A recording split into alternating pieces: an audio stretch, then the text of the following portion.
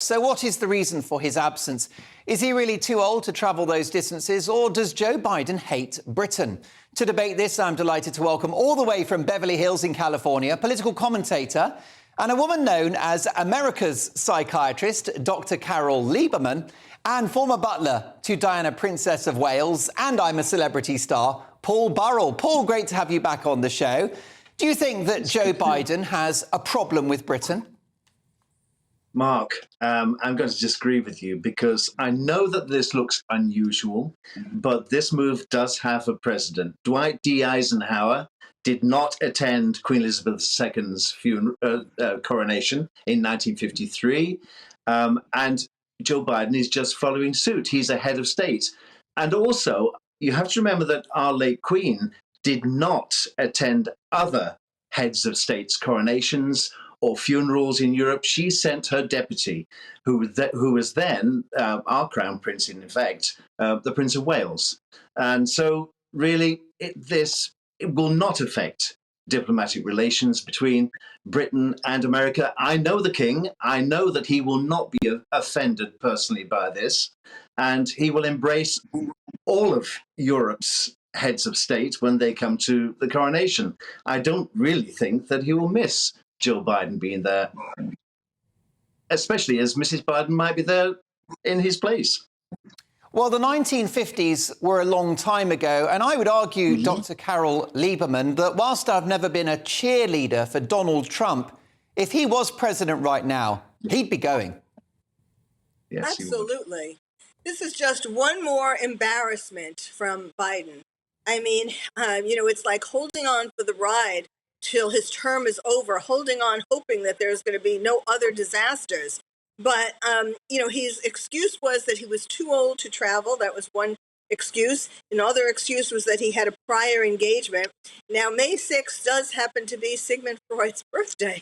So maybe he's going to an honorary birthday party for him. I mean, I'm just being facetious. Obviously, this is horrible protocol. With the world, the most serious aspect of this is that with the world turning against us, our enemies, thanks to Biden and thanks to what he did in Afghanistan, and thanks to, so that all these enemies, starting with Russia and Ukraine, but, going to China and Iran, and all of them, that, they're seeing that America is weak.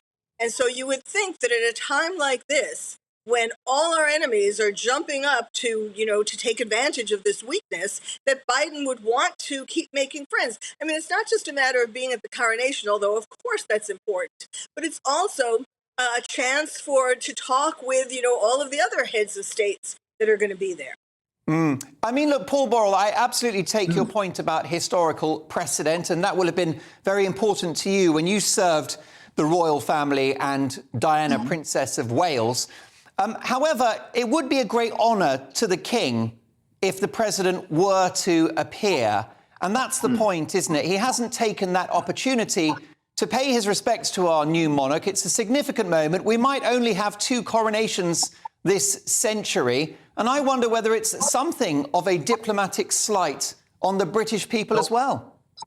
I agree with you in the fact that he should be there. I do. And if Donald Trump was still president, yes, he would be there because he admired the royal family, he admired our late Queen, and he loved the British Constitution. So I agree that he's going to miss out on the show of the decade, and he's not going to see that or witness it personally.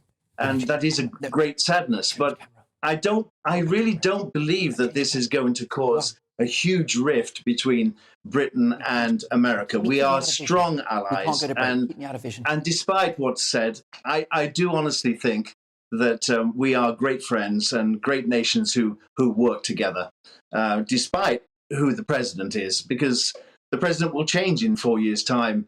The king won't. And as the Queen always said to her prime ministers, you might be here for 4 or maybe 8 years.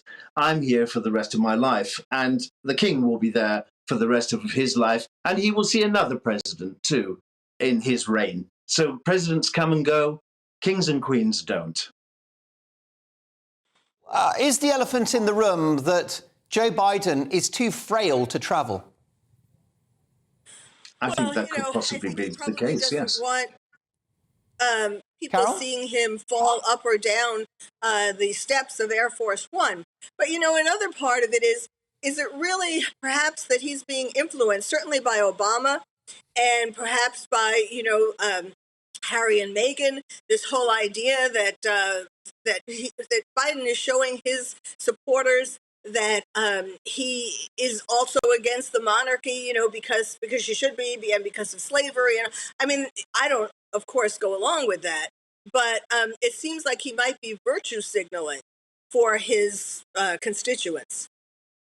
So you think he's taking sides potentially with Harry and Meghan by not appearing at the coronation?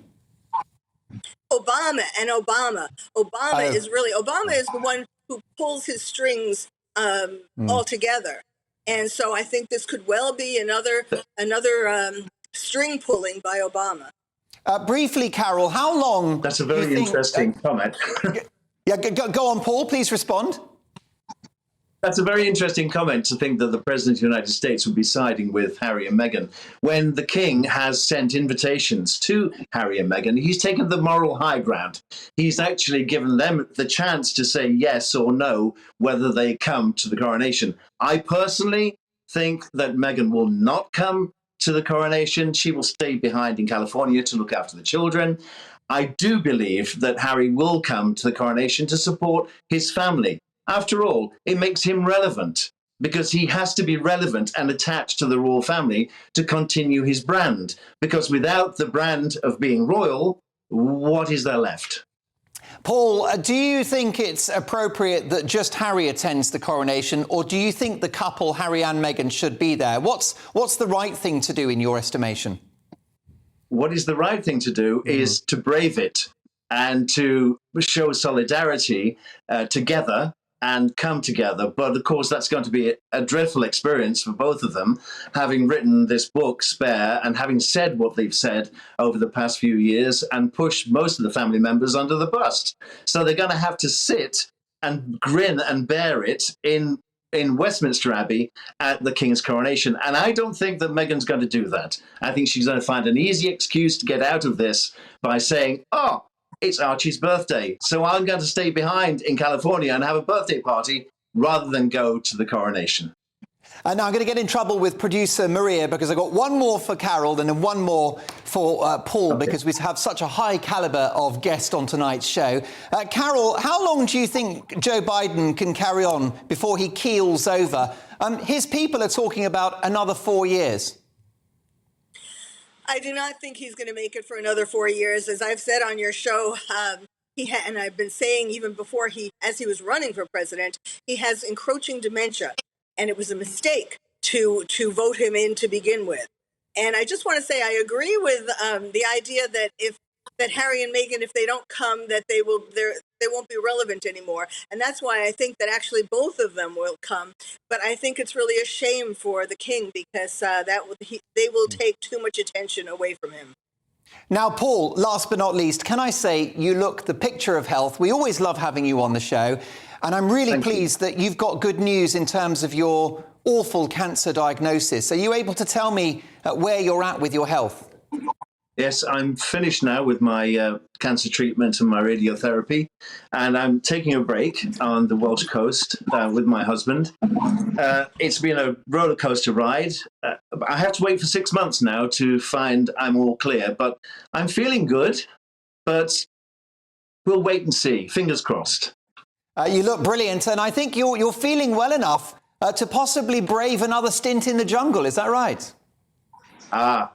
Well, you see, it's already recorded. It's in the can. We went last September to South Africa to record I'm a Slave to Get Me Out of Here Legends. And you will see all those familiar faces doing what they did the first time round. I was in 2004, a very long time ago. I'm an older guy this time, so let's see what happens to me this time round.